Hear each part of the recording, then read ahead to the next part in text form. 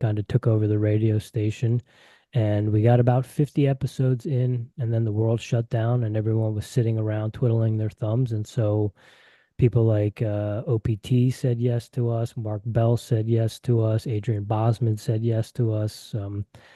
We didn't really get anyone to turn us down. And so we were able to build a pretty good library through the course of the pandemic. And so here we are, just put out episode 281, and you guys will probably be closer into the 290s when it goes on the audio.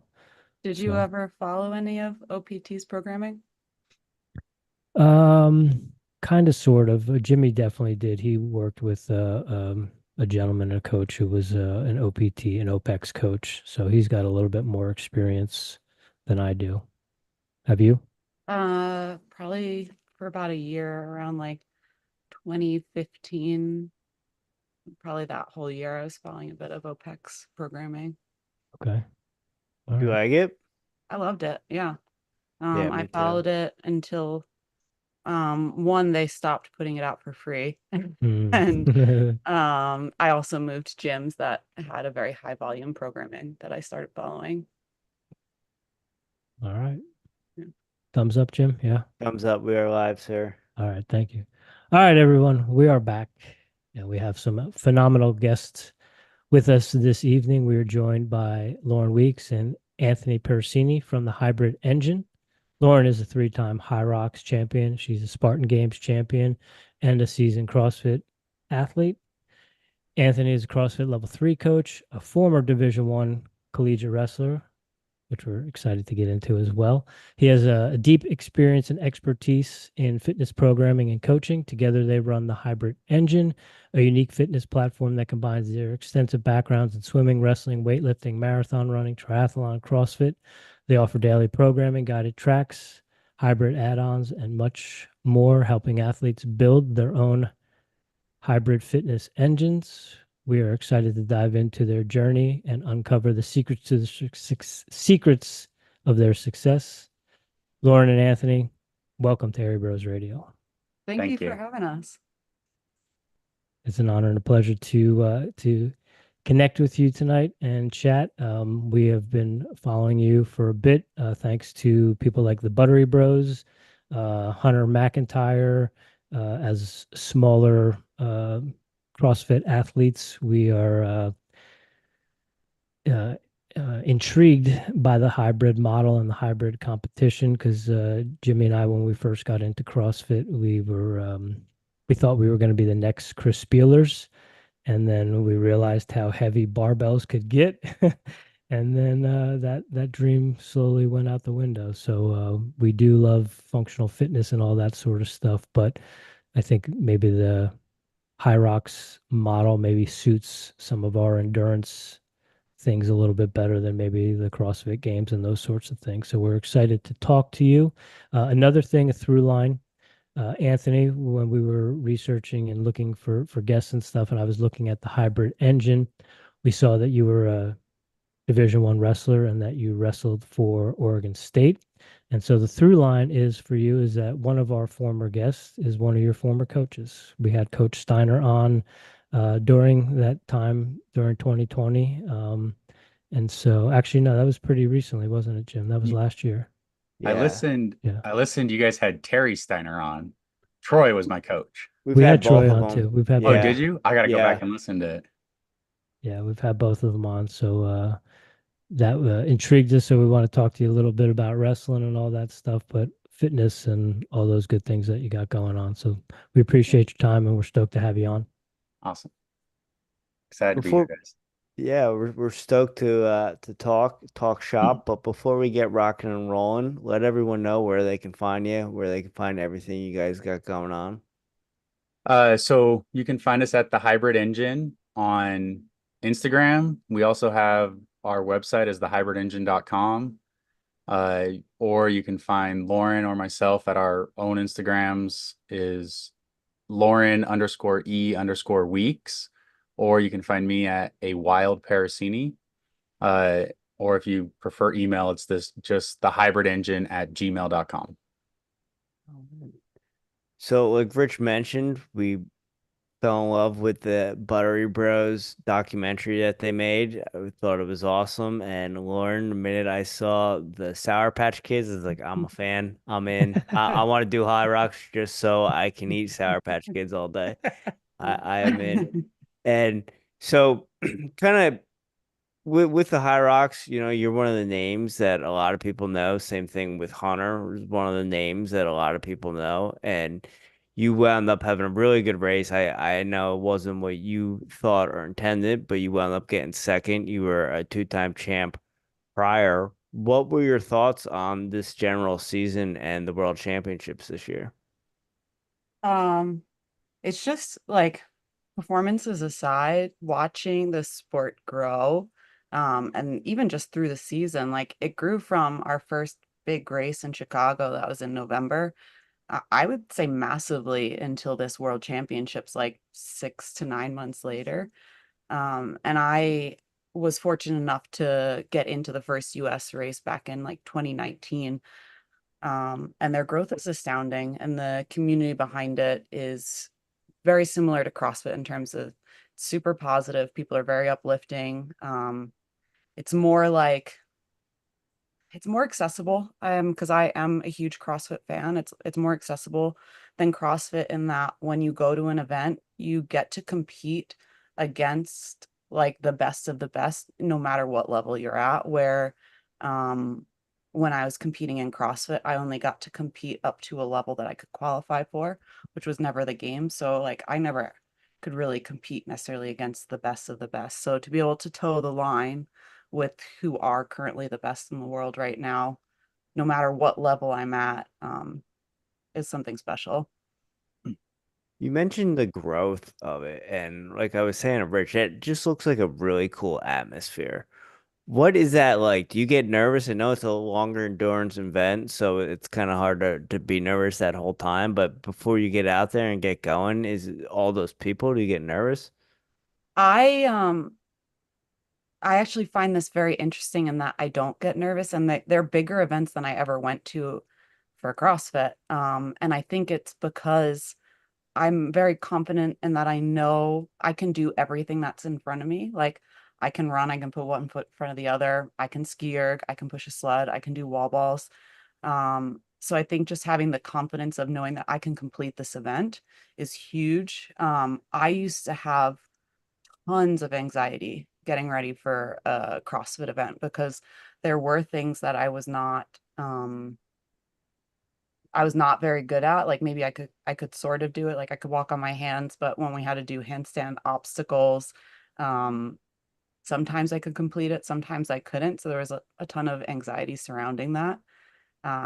So for Hyrox, I actually don't find myself feeling anything but just super excited to like get to start. And Anthony, being someone who came up as a wrestler, what's it like for you to be the coach and to be there? I know the Buttery Bro showed a little bit of that where you were throwing out the times and the splits and the pacing, and I was like, oh man, that's how I crew. So I was right up there with that. I like that too. Yeah, I get way more anxious, way more nervous than she does. For sure. Like I'm sweating before it starts and she's just warming up and I'm like, all right, we got to do this, I try to scope out the course and do that kind of stuff. And then when I'm talking to her when she's running, actually what I think about is like, I don't know if it happened to you guys when I would wrestle, even with headgear on, I could just like tune out everything and I'd only hear the voice of like my dad or my coach or whatever it was. And that's kind of how it is. Like when she's running, I'm like, it's really loud and everything, but I think she hears me. Like I'm loud as it is, so she can hear me saying, hey, you're 1 lap in. Hey, you're 2 laps down. Hey, you're going into this station, like just trying to keep her on track so she doesn't miscount her laps or something. But if I remember correctly, you miscounted laps once, didn't you? One time. And it wasn't like, oh man. It was so I I, ended up doing an extra lap one time, and it was like the first 1K too. So I messed up on my first 1000, and it happened to be during and the only time that I've done a solo ruck high rocks. So like I had to run extra with the weighted backpack on. It was a Yeah. Go Ruck backpack, it's Go Ruck division. Right on. She So came Anthony, back. She came back. She won. No harm, no foul. yeah, Hey, more laps, more fun, more smiles. she likes working out more. It's just trying to make it interesting. To your point, Anthony, talking about, having that headgear on and only hearing one person. I don't know if Jimmy will agree with this, but it seemed like whenever things were going bad, the only person I could hear was my mom screaming her head off. Did Yeah. your mom also coach you? Um, You can't call that actually, coaching. there was one time when I was training for like a Mid-Atlantic tournament or whatever. We had a mat in the garage. That's what kind of family we were. And I was wrestling with my dad and I hit him with a fireman's carry and dumped him on his head and he was in bed for like a week. So my mom was actually the coach for one tournament and I went 0-2 that weekend. I'm not saying that it was her coaching or anything, but they get into it. They used to get into it for sure. But we've tried to do things a little bit differently. I was a little bit of a crazy coach when I first started, but now most of the time when people interact with Jimmy and I, they're like, "You guys are so chill. You're the chillest people we've ever talked to." And it's like, well, if you knew where we came from, you would Yeah. understand it. That's exactly like when I first started coaching, I was pretty raw, just like, come on, can't you do that? Like very much trying to get people to do things, different, more things. It's actually, I attribute a lot of good coaching habits now to Lauren because she's very compassionate, just about everything. And it really helped to see how to like, you want to help people. It's more about like i- inspiring them, but having them be the focus of it. So, um, yeah, just I know exactly what you mean about how you you developed as a coach. Yeah.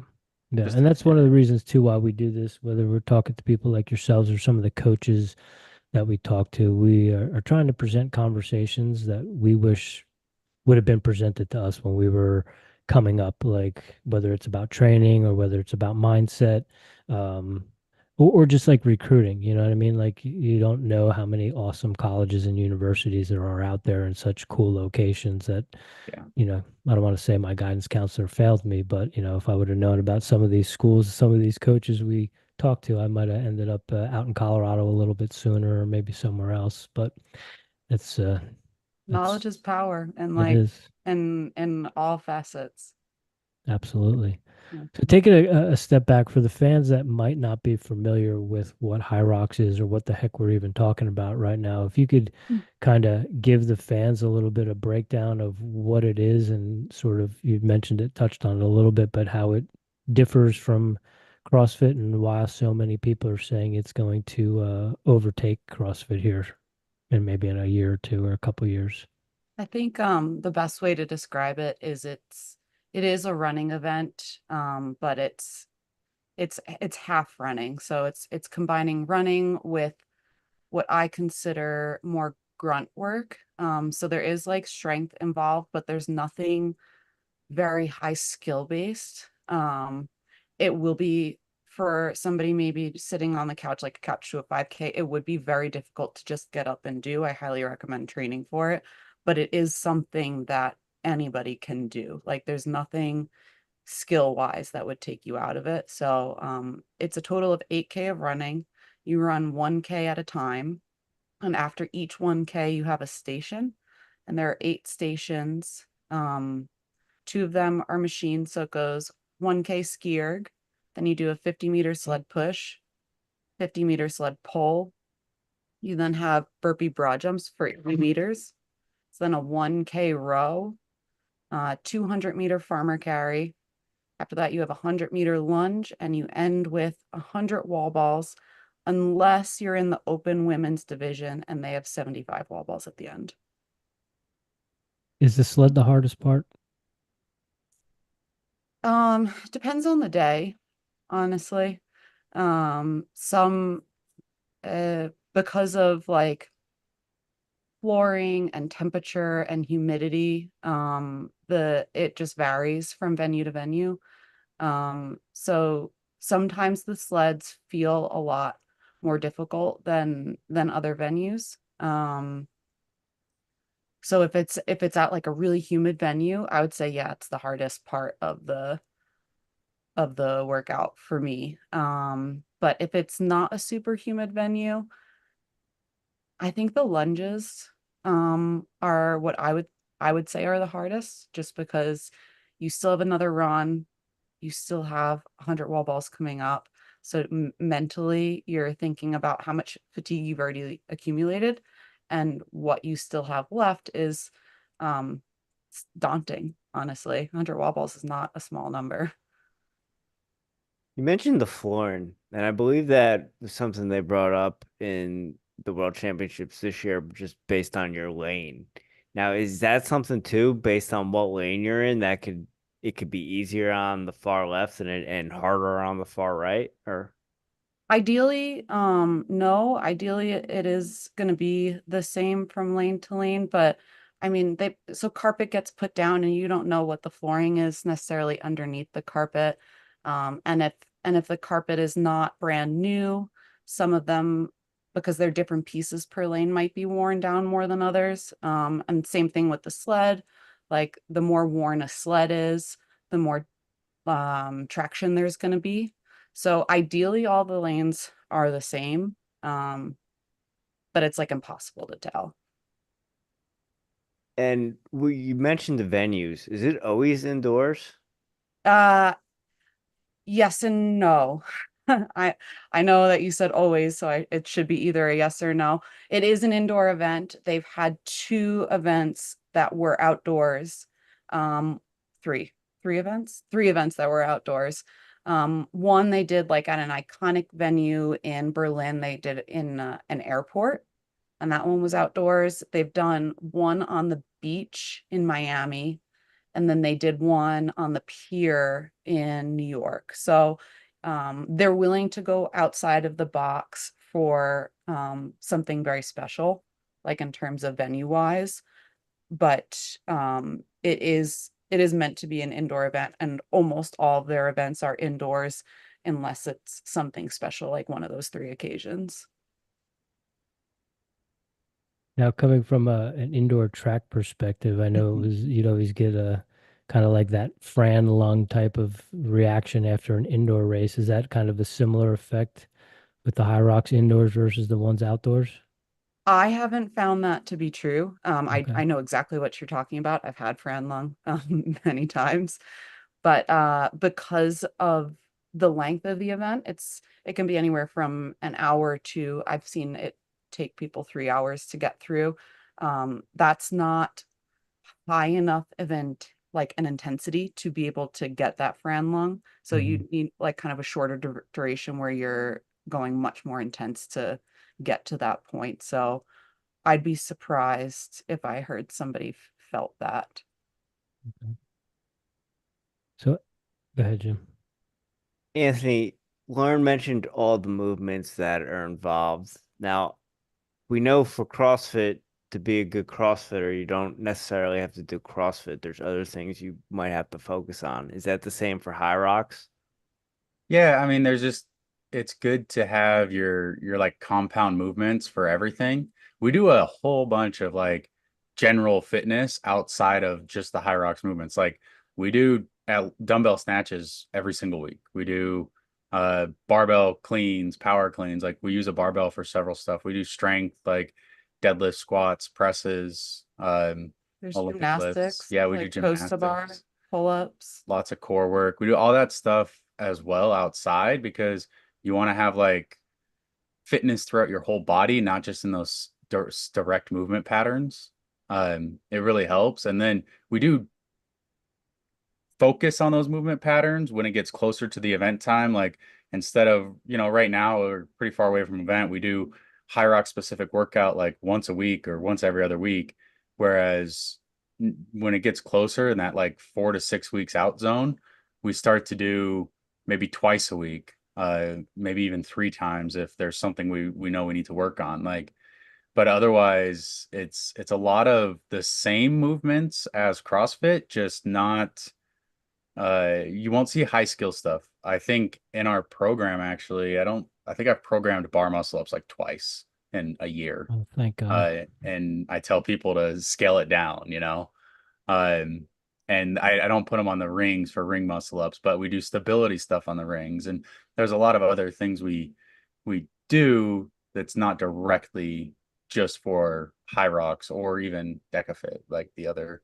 Ideally, we're building like just a full fitness package, um not necessarily trying to have you practice high rock stuff every single day. So what you're doing, building that fitness should translate over to high rocks, but it should also translate over to another type of event that you might want to do. So we don't want to pigeonhole somebody into one specific event either. Yeah, and it's also more of a like life fitness. So it's the functional fitness, right? But we have a specific like definitely skewed more towards endurance versus like I'd say high rock or not high rocks, CrossFit is functional fitness with heavily skewed towards strength, you know?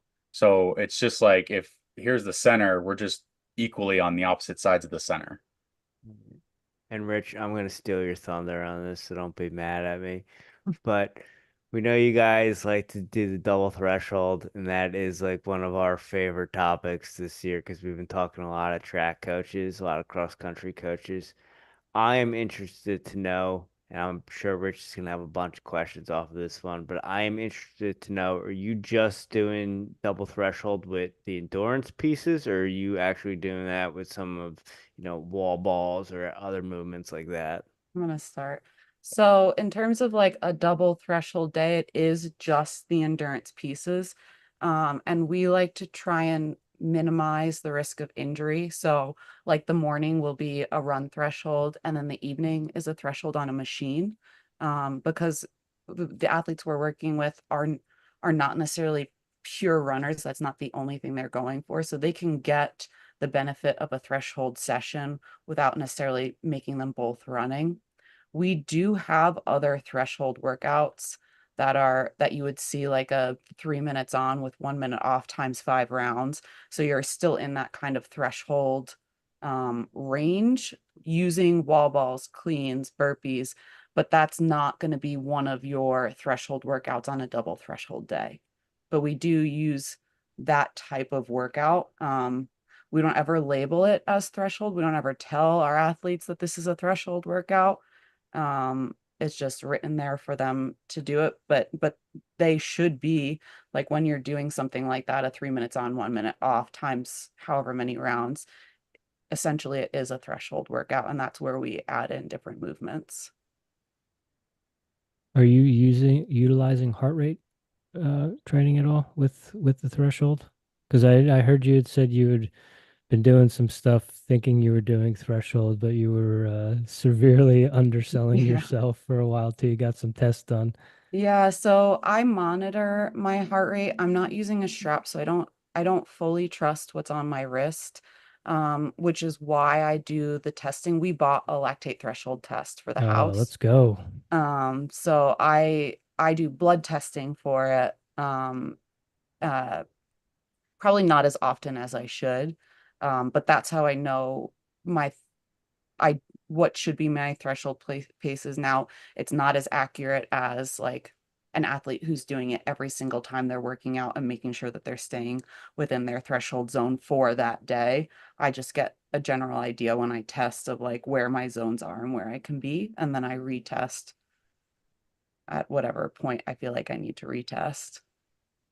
And being that you're running 1,000 meters at a time, what do your, if you can give us a little inside baseball, what are your threshold running related threshold workouts look like? Are you going above 1,000 meters? Are you staying below it? What, or mixing it up? Um, yes to all of that.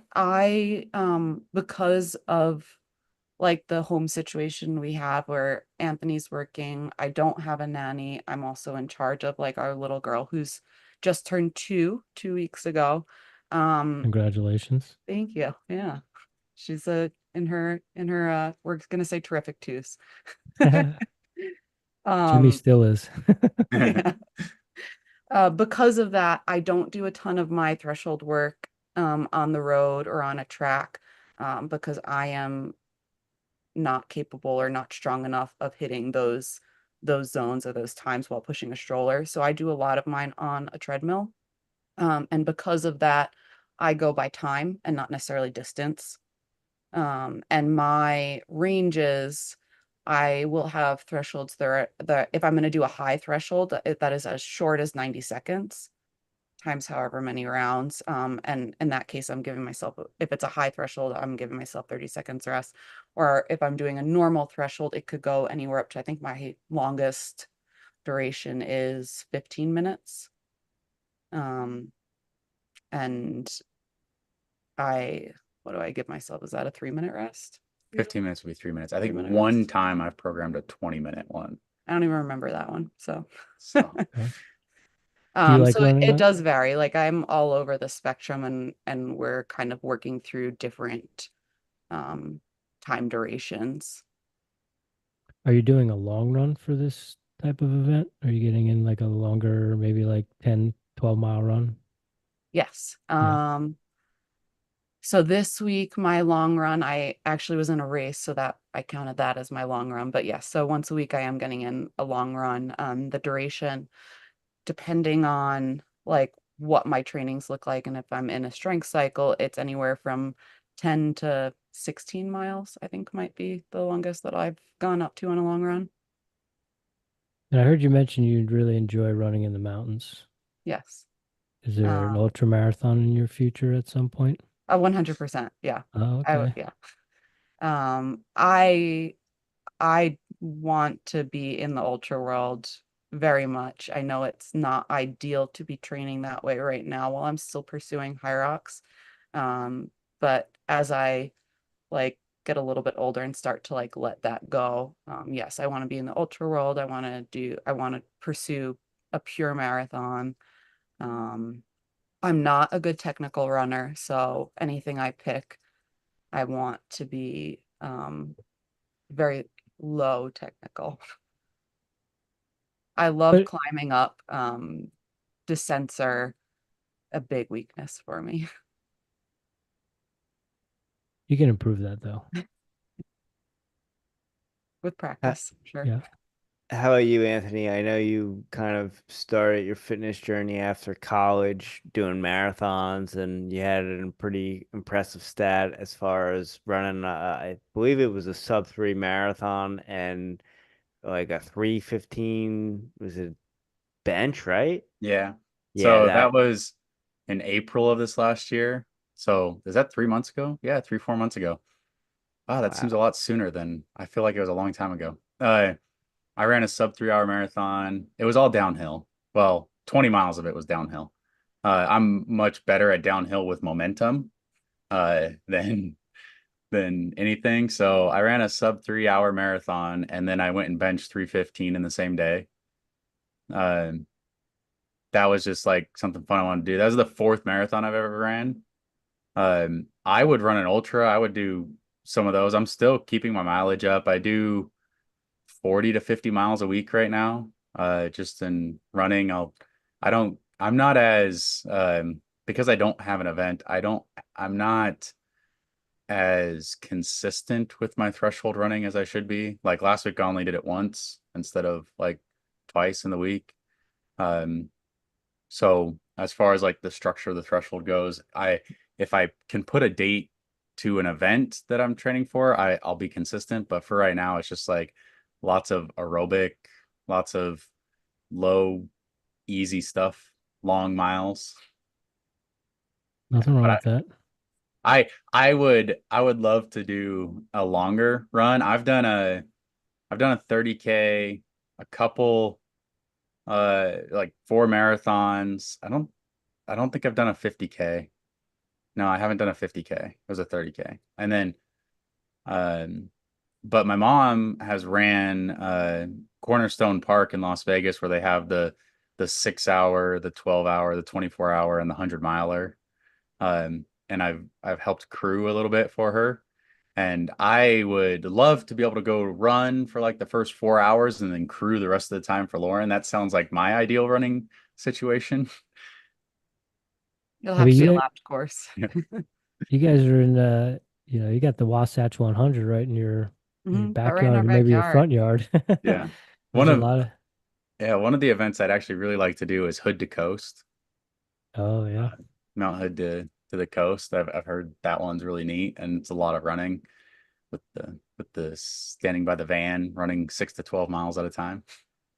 Yeah, you like that first leg out of the gate. It's all downhill off the mountain. Yeah. I've heard some crazy stories about that first run. That sounds like it'd be right up your alley. Well, I learned too. There's a September. If I really want to sign up for it, there's a September marathon right outside our house here. It goes from Guardsman's Pass, here in the Wasatch Mountains, down to I think it's Cottonwood High School. That's like a mile from our house. So It's another downhill it's another marathon, downhill so marathon. you'll be very It trashed it after. it actually loses more vert than the first one I did. So I was like, maybe I'll do that. It starts at like 10,000 feet or something and finishes or 9,000, finishes at 4,500 feet. Oh We're my very different. That gosh. one is not for Oh me. my gosh. That sounds awful. Yeah. So you mentioned having a 2-year-old, and that's when you're not training, that's kind of your full-time gig, Lauren. And Anthony, you have a full-time gig. So I'm curious, how does it work with a hybrid engine? How do you guys do the training for your clients? How do you talk to your clients? Who does what there? A lot of not enough hours of sleep is kind of how it's currently working. So right now we've got a couple different tracks. We don't take on very many personal clients because that is very time consuming. You get incredibly emotionally invested with a one-on-one client. So for myself, I have 5 and I think that's a lot. And I know it might not be compared to some other coaches. And Anthony has 3. You have 3? You and JK and Lauren? Lauren. Yeah. And then we also have what we call guided, where they're on the pro track, but we still do meetings with them and talk them through it and help them make adjustments. So they still get like Yeah. phone calls and FaceTime. We actually had to close that because There's a lot of there were a requests lot for of it. requests for it and like and it does the FaceTime takes up a lot of extra time. So right now all that we have open is like our tracks to follow, and we have a full community on that. We still give personal attention in terms of you have access within our Facebook group, you have access within the app. We answer any and all questions. It's just not phone calls anymore. Yeah. But in terms of like how we work that out, the pro track very much follows what I'm doing. And Anthony programs that out. So, and I'm a week ahead of the pro track. So I have the opportunity to kind of test things and give feedback as to, okay, maybe we should have added a few reps here, or that was way too much. We need to take a whole round off, or just in terms of that. And then after I've gone through it and kind of made adjustments, that's when it gets uploaded onto the track for everybody else. So it is all tested for them. So we're not just throwing something out to them that is either 1, not achievable, or 2, not going to give them an intended stimulus. So I am a guinea pig #1 for the majority of our clients. Have It's you, sorry. I don't know, I was just gonna say it's not often like we're I feel like we program pretty well. I program pretty well for her and I know what the goal is, but sometimes she'll come back to me and be like, that wasn't right, or that didn't hit what it needed to hit. So, or that took way longer than I had written down, expected it to take. And so I'll have to be like, okay, well, then for the track, I need to go change this movement or take off this round or take off this series of rounds or something. And that's really what it turns into. It doesn't happen all the time, but it's so a lot of it is exactly what she's doing. Just sometimes, everybody makes mistakes. And Anthony, at the beginning, you and Rich were talking about maturing as coaches and kind of getting your feet underneath you as a coach and calming down a little bit. I'm interested to know when you're coaching your wife, how that works out. If you throw her a workout and she doesn't like it, like, are there arguments over that? Is there a coach hat? Is there a husband hat? Is it the same hat? Do you want me to answer this Go ahead. stuff? So like maturing as a coach, actually, just overall, like understanding her as an athlete and like what she needs is very helpful. Being that, obviously we live together and we're here, I can also program and coach her. Like, I know her schedule. I know what she's going to be able to get done in a day. I know where she's going to be able to put it. I know if like, I'm not going to give her this giant day of training when like we have to go to a doctor's appointment for Lily or something in the middle of the day. And she's only going to have a 2 hour block here or an hour block here. Or it's going to have to be spaced out to like 4 different 1 hour blocks instead of like a big chunk or something. So I can help in that way. But another way is just like working together on it, as far as she's a really good coach herself. So if I give her something that's outlandish, she's never going to let me give her something that is like, hey, this is a mental building workout. I just want you to grind and understand to do it, like go put yourself in the dark. And a dark is like, well, she knows how to go there. I don't need to put that kind of workout in front of her. If it doesn't have a purpose, if it's not going to get her better for a certain reason or target a specific thing, then it's not a workout she's going to do. So I know not to program it ahead of time. But she'll also tell me that too. Like, oh, I didn't get to this. I did get to this. So it's like I get constant feedback as well on a lot of the stuff. And as far as coaching goes, one of the things that actually sticks in my head was when I was growing up, like wrestling, if you couldn't do something, it was always like, well, why don't you try a little harder to get it done, like, or do this or go do this. And I, very early on, she was training for regionals. And I remember we got the workout triple three. And I said, well, you have to go this pace and this pace and this pace on the double under the row, the double unders and the running. And we didn't calibrate the Salt runner and she couldn't hold the pace that I had said. And I had put on my wrestling coach's hat, the one that I used to have, and be like, well, then why are you even doing it? And I said that. And I Ooh. just remember that was not the right thing to say. And never did that again. But it like helped me mature. Like as a coach, I was like, why would I have said that? Why would I have done that? And so now I'm like much more compassionate as a coach just because of the things I've coached her through. I guess to add to that, like from the athlete side, because time is so precious, like I'm not gonna just do something because it's written for me. Like I do challenge and ask like, why am I doing this? What's the purpose for it? If there isn't like a purpose for it, like I'm not looking to add junk volume. I won't do it. So I am stubborn in that way. So there is uh I guess a lot of back and forth in that. Like if Mhm. I'm looking at something and I don't see or I don't know why I'm doing it, I'm gonna ask. And if the reason isn't something that I feel like is gonna build me to a better athlete in some sort of way, I'm not gonna do it. Yeah. And I mean, that's exactly like we already do a lot of volume. So uh, adding volume and not having a reason behind it uh, doesn't help like at all. Well, Jimmy stole my thunder, so I'm going to steal his thunder. We've had quite a few people in the fitness space that were also former wrestlers, um, and most of them are coming from a CrossFit perspective, and there's quite a few that are very animate about CrossFit being a very good methodology for implementation of a strength and conditioning program for a wrestler.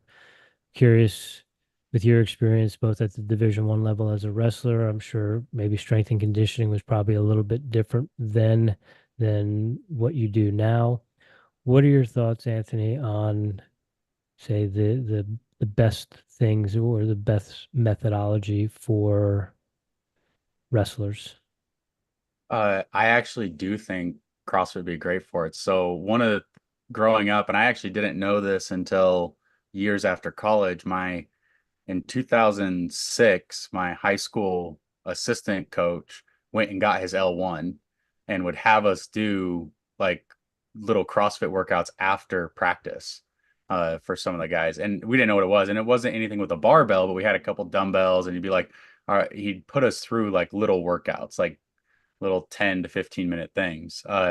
No, I had no idea what I was doing back then. And then afterwards, when I got to college, Troy Steiner, and Coach Z and all of them, but Steiner particularly, he would do a bunch of different workouts. Actually, one of the things I remember doing was there's a workout called like Javoric Sevens or something like that. Um, is Javoric. I don't remember exactly what it is, but it's like a complex that you do without breaking and stuff.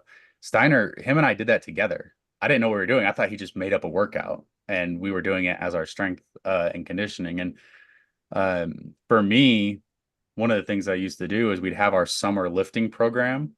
And I remember the lifting coach at Oregon State that was in charge of writing it. He got mad at me one time because I would run a mile and a half from my house to the strength and conditioning, the facility, and I would just go through the strength and conditioning without rest, like one thing after the other.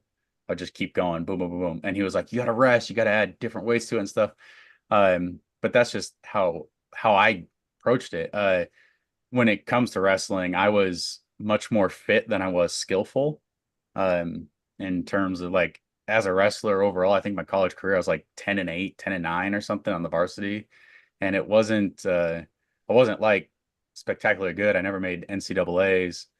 I think like 5 or 6 of my losses though were to like NCAA champs or runner ups and stuff like Amucha Stegi and Adam Hall and those guys, but and Andrew Howe. But Oof. uh, but Ooh. Well, uh, hold on, I don't want to cut you off, but you say 10-8, but that's 10-8 Division One. There's like 18 state championship matches in there. You know what I mean? yeah, So like talk to us. We'll give you dabs on that because like yeah. getting through college wrestling is a big deal. Well, like in college wrestling, every single day you're in the and practicing, you're wrestling a state champ, a state runner up, somebody like my most common the last 2 years I was at Oregon State, my most common partner probably 3 times a week was Colby Covington. And we'd wrestle every day in the room. So like you have a lot of really good guys all the time. Uh, but I was much more fit. I would run and like drop weight and definitely much more like fitness based than I was skillful in wrestling. Uh, Same I, here. I could have spent more time working on the skills and the drills and stuff. But if I won, it would be like a close match where I outwork them in the third period most of the time. Um, and so just the development that way, I think as far as using CrossFit as a training methodology for wrestling, absolutely. As long as you're looking at it from the perspective of the original CrossFit training methodology and not they're trying to get to the CrossFit games, like training CrossFit for the sport of CrossFit. Instead of using the methodology for the sport of wrestling, absolutely. So a couple things you mentioned there. First, you brought up Kobe Covington. I knew him from the wrestling world. I looked at Iowa Central, so I was always aware of him. I wrestled junior college. I was always aware of him. Did you kind of know when he was coming up on the MMA side of things that he was going to be the original King of Cringe, or is that an act, or did he always have that in him? I mean, so it's yes and no. I think knowing him a little, like from college at least, it's a lot of it is the heel act, um, because it's in that perspective as he was growing his name, it was more the high any publicity is good publicity type of attitude. I think that was much more. He wasn't exactly like that at Oregon State, so it was definitely just to grow his name. And you brought up your coaches. You brought up Coach Zaleski and Coach Steiner. What do you take from them as a coach? So a lot, Z was good. Like I got to wrestle him a couple times. I know he was when I was in college, even though he was still in, he was early 50s. But he was still tough, man. I remember I think I wrestled him one time and he like outside tripped me or something, and I just like hit the mat really hard. It's like, man, you can tell like those older guys when they're tough, like too, they still got it in them. I got to wrestle Steiner too a lot. So that was nice. I actually babysitted Steiner's kids, Abby and Spencer when they were younger. And they're off doing cool things now too in college. But they Steiner, I really liked. He would like look into other training methodologies and take outside training perspectives to like bring to us, like, hey, let's try training like this, let's do this. And I think a lot of it stemmed from like competition between Troy and Terry. I remember one time Troy, he told us the story about how him and Terry were on treadmills and they were running and they hadn't planned on it, but they were looking at each other and they just kept waiting for the other person to get off. They ended up running on these treadmills overnight for like 8 or 9 hours because they weren't going to get off before the other person. Awesome. Sounds about right, Rich? Sure does. Brotherly love. Yep. Huh.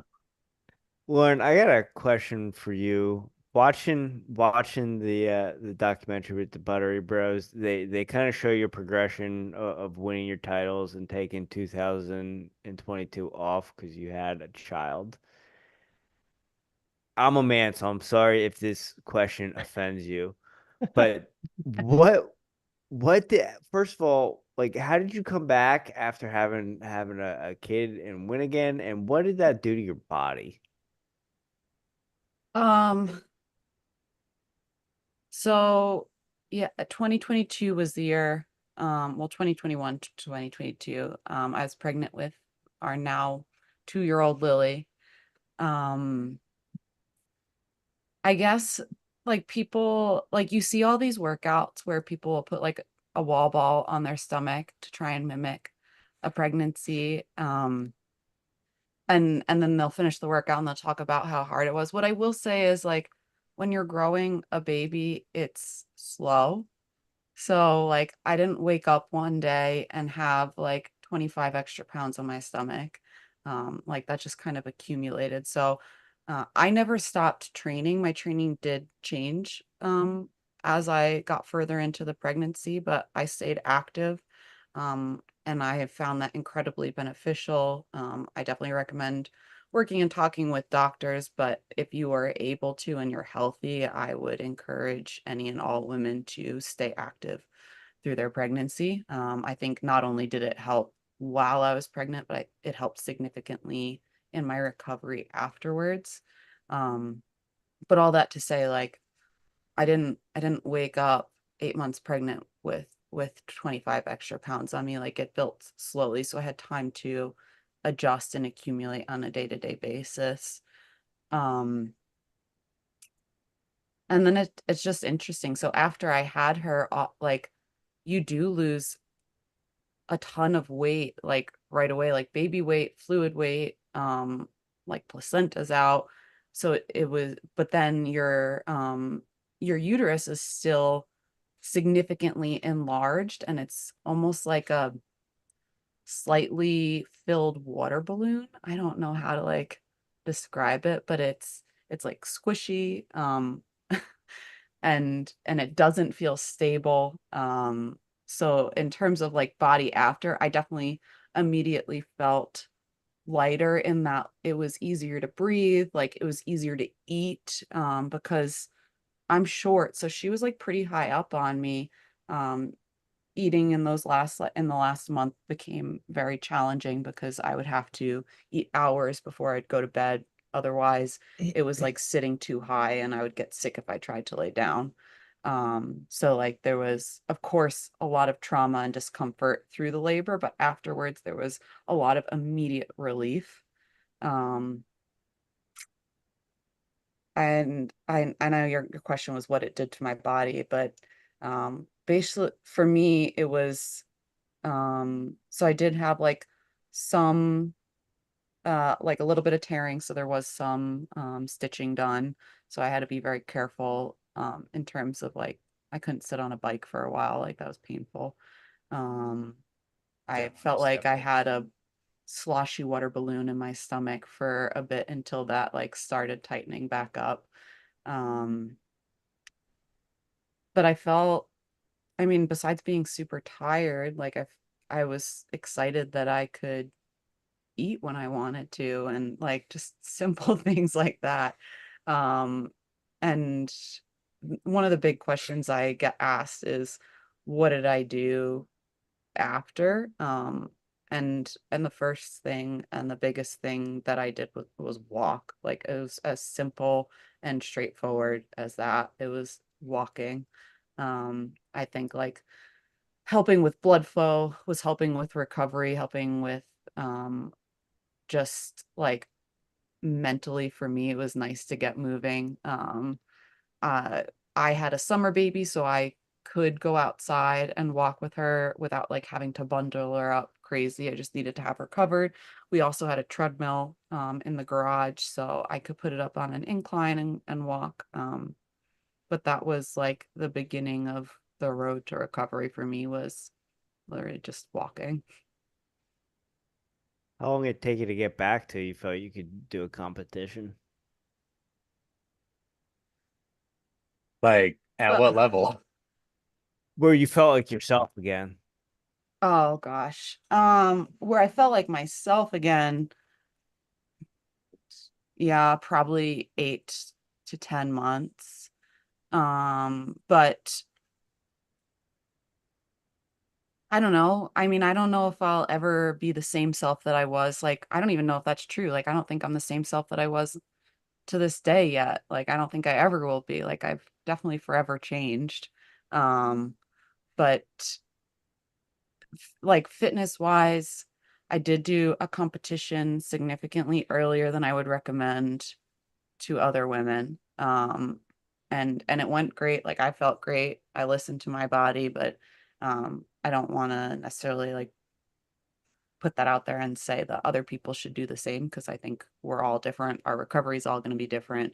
Um, and then I had my first Hyrox was so Lily was born in July and my first Hyrox back was in December.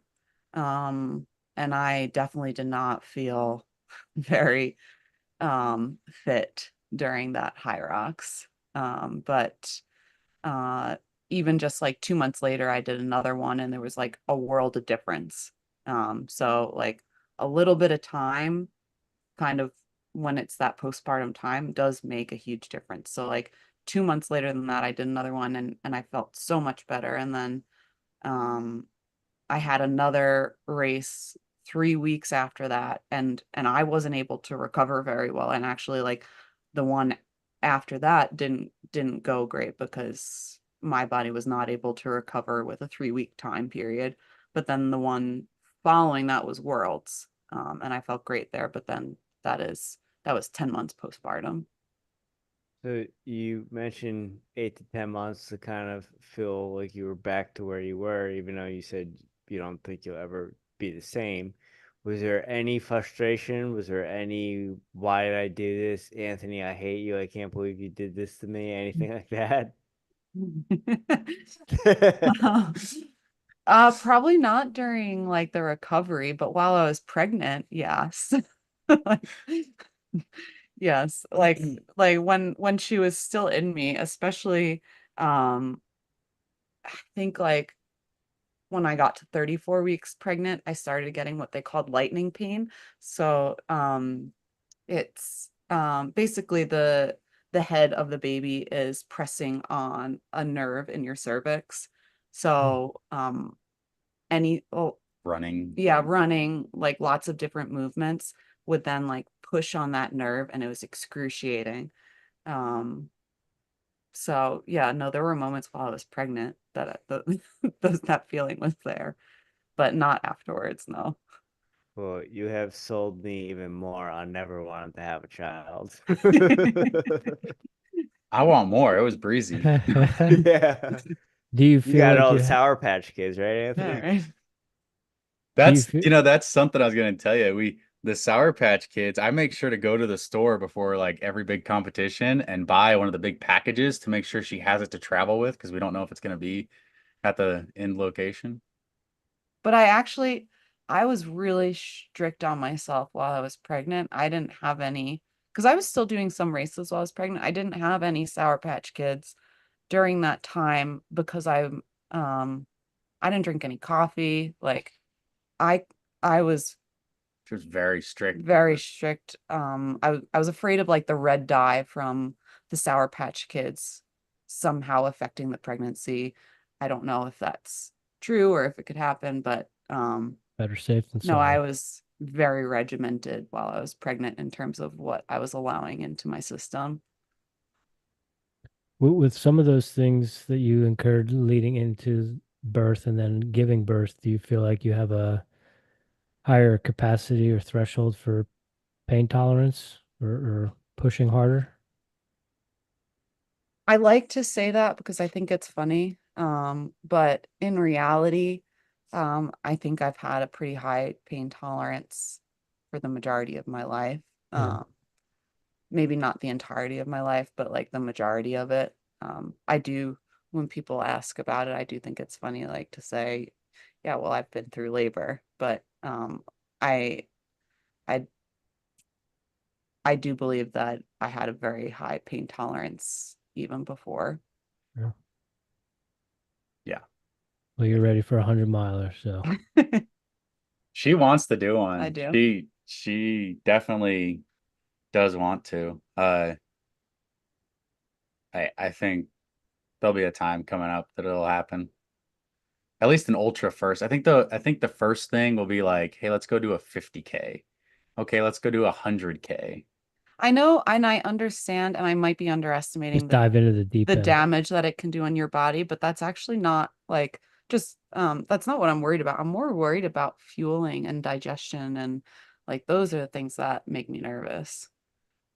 I mean, that's the easy part. I mean, that's just a matter of practicing when you're out in the mountains and doing that stuff. But I tell people I've recovered faster from 100-mile races in the mountains than I have from road marathons. I haven't Because done you're, either of those yet, so I will give you my opinion after I've tapped both of them.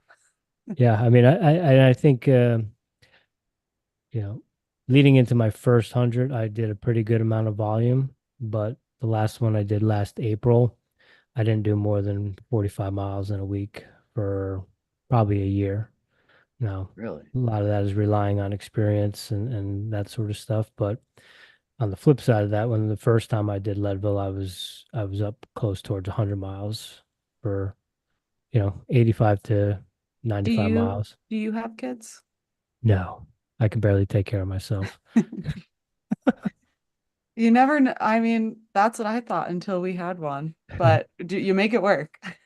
Yeah, I know. I would figure it out. Yeah. I'm not opposed to it like Jimmy is, but my as Marissa Torme said and my cousin Vinny, my biological clock is ticking. There you Although go. it never runs out for men, but I think I'm getting pretty close. I don't want to be that like It gets 80-year-old harder man. to chase them around, I would think, Yeah. as it's hard right now. Like Yeah, she's she's constantly moving. And I swear this is not to be funny. It is extra training because it is a lot of extra steps trying to keep up with her. just put a chicken on your ground and chase it around the house all day. Like Rocky And that's Balboa. it just like runs everywhere. There you go. Well, Rarely ever catch it. Lauren, you gave some people some credit with the statement. People in my life, they say, I don't need to work out. I have a kid. And I'm always like, that's just an excuse. But coming from you, I'll take it as it's serious. She keeps me on my toes. Final four, Rich. Let's do it. All right. Are y'all coffee drinkers? Yes.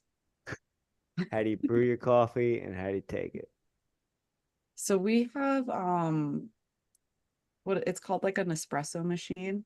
Mm-hmm. Um, but we actually use our own coffee to put in it. So like I got like reusable tops so I can refill the coffee. And it works for us because I like to use a mushroom blend coffee and Anthony's allergic to mushrooms.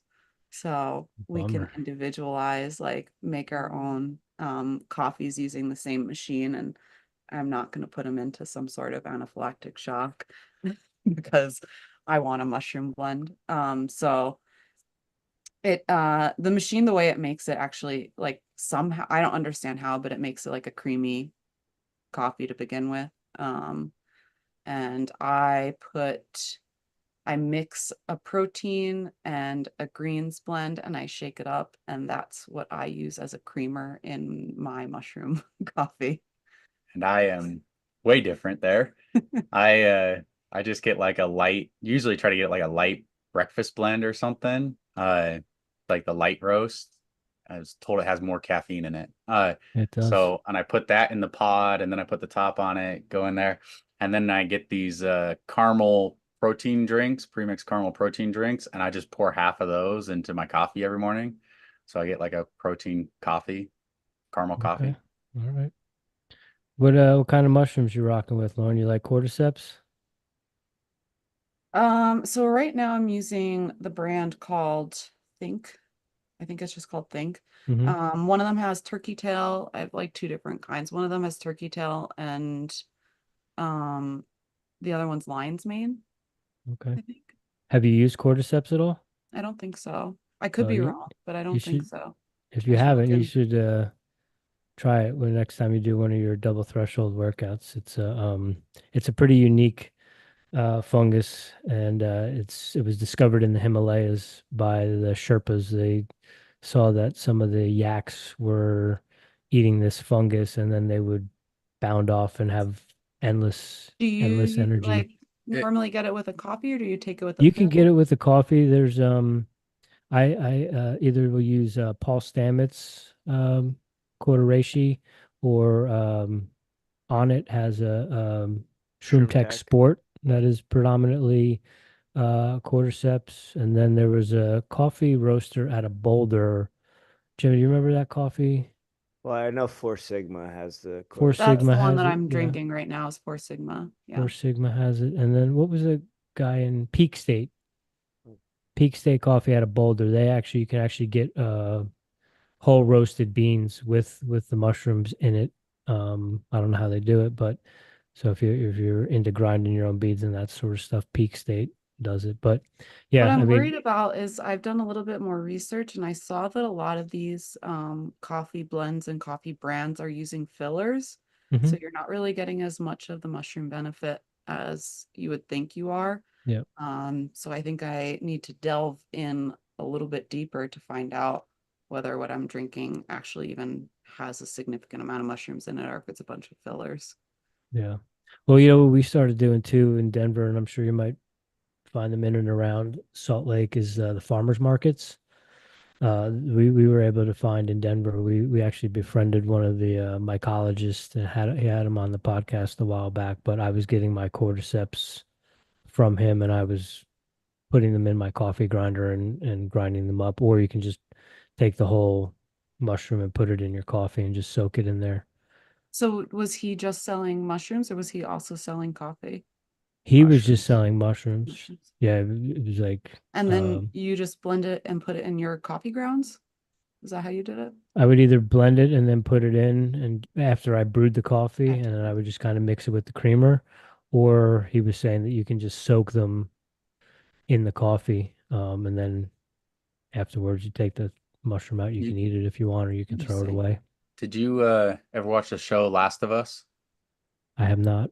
Oh, the cordyceps are the evil in the show. So Okay. coming from me, like mushrooms are evil. It's a perfect show. That's All right. funny. All right. I'll have to check that out. Lauren, Anthony, do you have any daily practices or rituals that you do on a regular basis to show up as the strongest version of yourself? every morning I do I guess what I would consider injury prevention, just different exercises. So I do a lot of knee health work. Um, and I'm religious about it. So every morning while I'm brewing my coffee, I'm doing exercises that are supposed to help strengthen my knees because I do quite a bit of running. And then I'm also doing a lot of strength training. So I'm trying to do whatever I can to keep my body healthy and functional, because I know it's very easy to tweak or overuse something. So I try and do the little things as well. I drink coffee and have oatmeal every morning. All right. That's, I mean, it's like just how every single day starts. I say good morning and I love you to Lauren too. That helps. And when I see Lily, I get to hold her. So those are very helpful morning things I do. Nothing like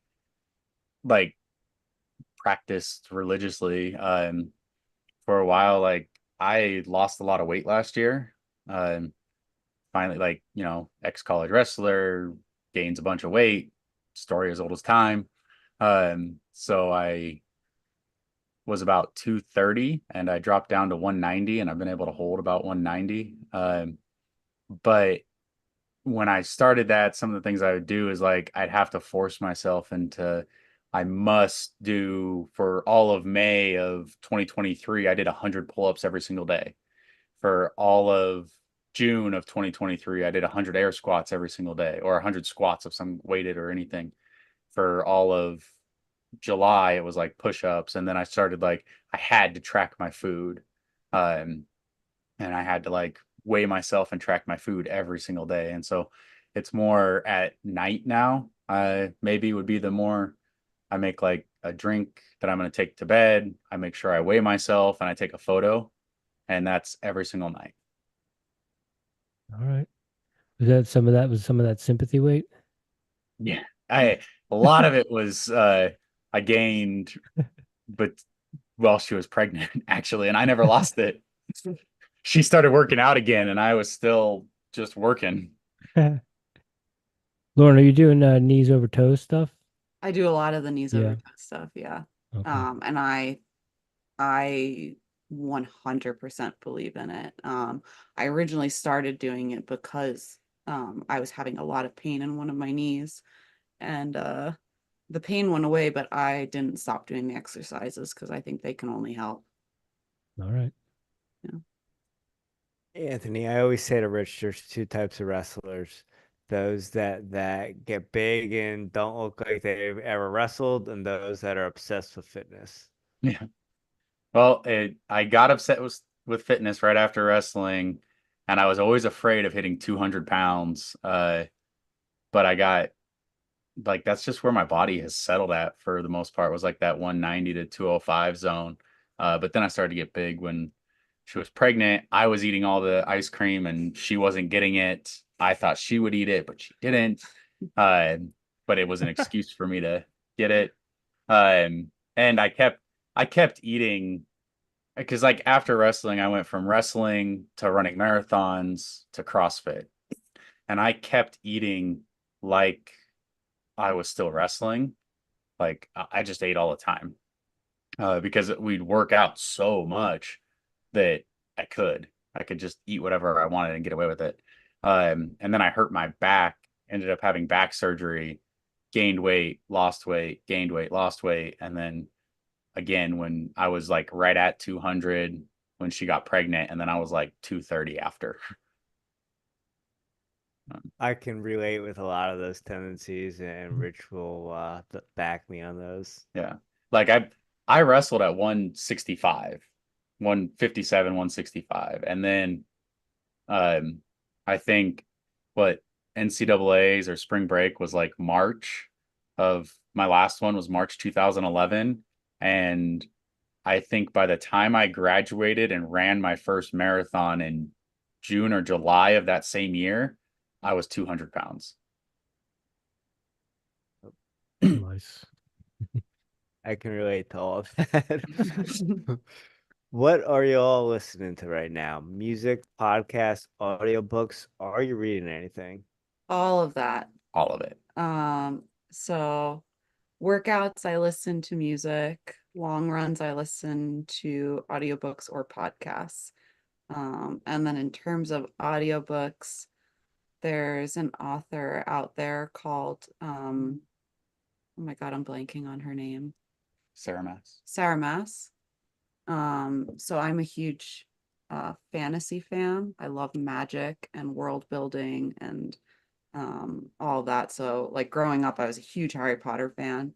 And there's this new, she's been around for like 20 years, author, Sarah Mass, and she has three adult series. She's got other series out there too, that I've become obsessed with this year. And I've listened to all of her books. I'm on At least twice. 3 times. Dang.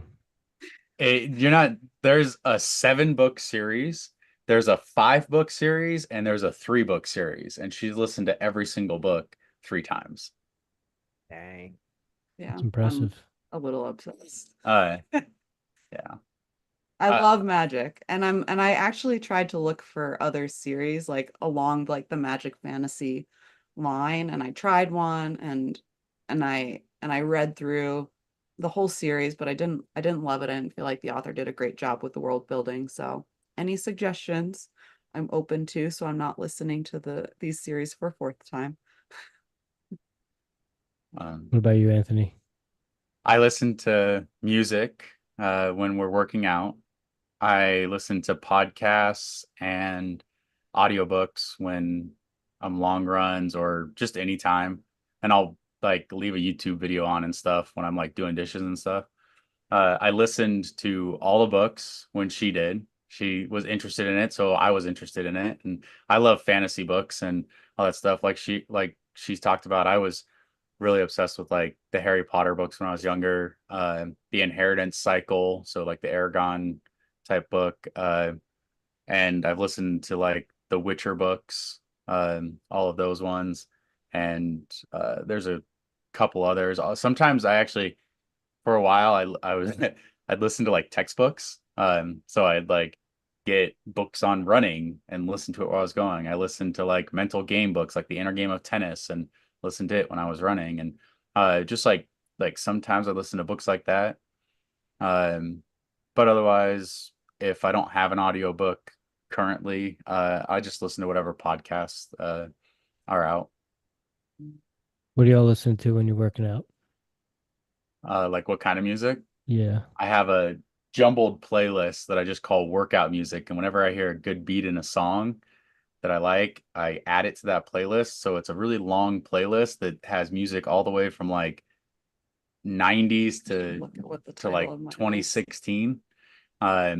And it's got like some classic music. It has Eminem in it. It has High Valley, like country music. It has just everything. A lot of it was just from wrestling. We used to have these CDs that the like either Coach Roberts or Steiner would put in the player in the wrestling room that we'd listen to, and a lot of those songs, just because they were natural and like that's what I remember working out to. Like I just have those on there as well. All right. I have just I listen to like the preset lists from Spotify. So I think one of my go-tos is their pump up mix.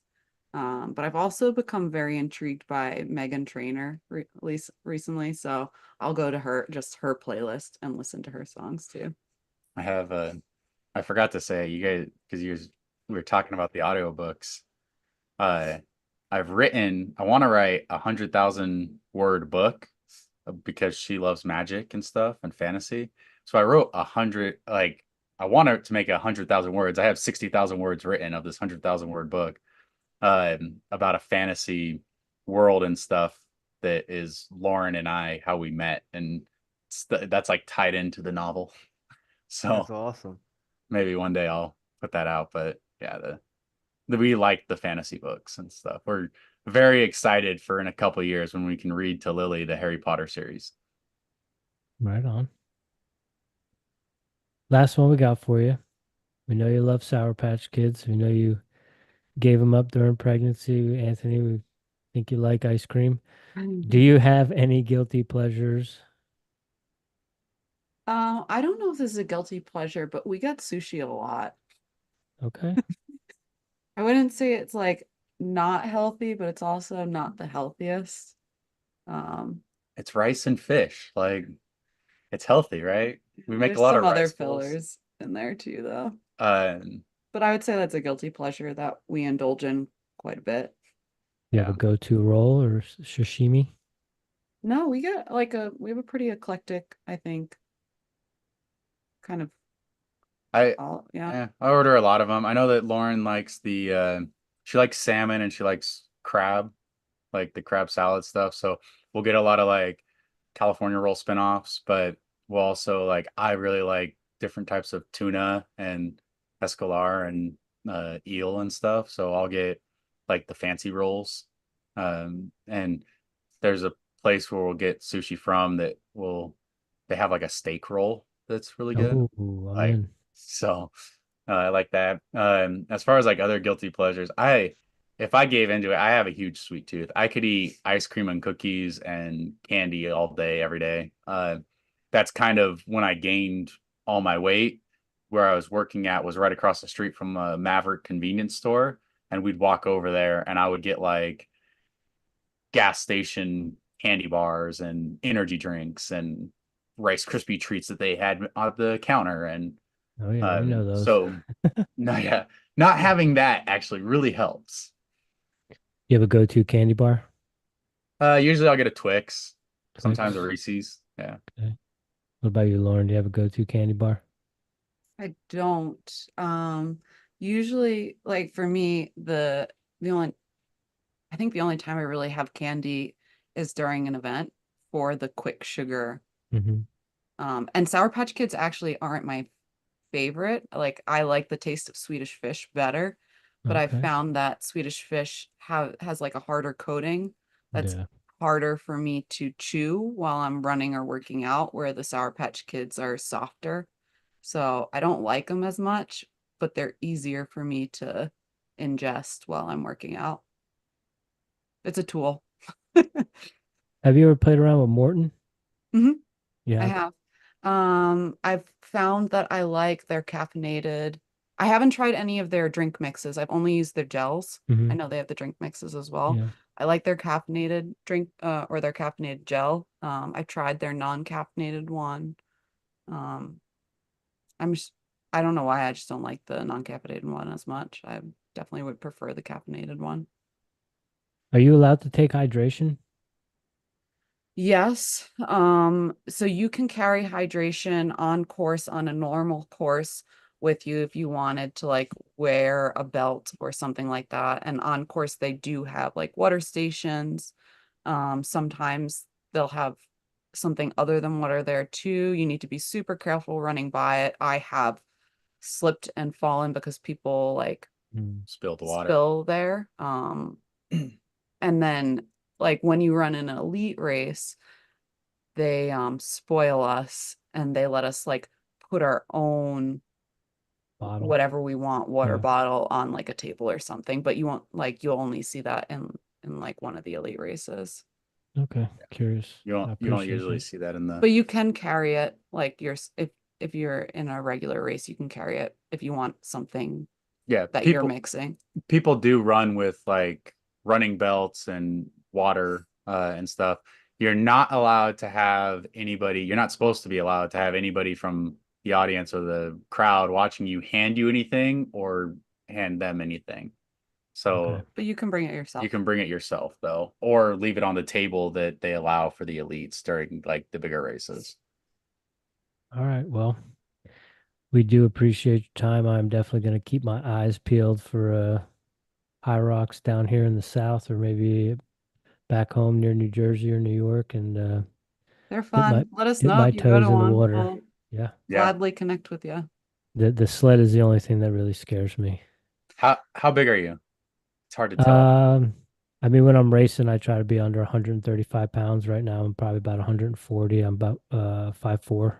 I would recommend either starting in a doubles just so that like you can kind of work with your partner and you can still feel out if you want to feel out like what the pro race weight is, and that way you don't have to necessarily be stuck with yourself until you get through it. I like to be stuck with Or myself. or maybe the first one do the open weight Yeah. and just kind of feel what that feels like and then progress up to the other weight just so that like because depending on especially where you live, like it might be really humid. The Hmm. sleds might be harder than if you were to do one like in LA. Yeah. Um, The push weight is heavier, but you get to like drive off, so your leg strength really matters. The pull weight, you're not like body weight is huge, body but weight is huge Yeah. to anchor yourself in when Hmm. you're pulling. So that's pretty tough to like get moving. Yeah, that was what I was really concerned with was the pulling aspect of it. I think I could get my feet underneath me and get that thing moving, but pulling it might stop me dead in my tracks. they are fun and they make they make it like more than just a fitness event. Like Hmm. they have like smoke machines going sometimes and lighting and they bring out these giant start arches. Super fun. It's they make it a spectacle. So It's it's fun. it's It's a party. yeah. One of the ethos I read from Christian, the founder, said that they're trying to make a $2 million rave party for 200,000. That's like that they want the feel of it. So Say no more. You had me at it's rave party. it's I mean it's a party when you're Yeah. there. I spent many nights at the Sound Factory back in the day, so I like to party. Yeah. Lauren and Anthony, thank you so much. I really enjoyed this conversation. Thank you for your time and thank you for educating us and our fans. Yeah, thank Thank you for you. having us. We really appreciate it, guys. Yeah, best of luck with the upcoming races.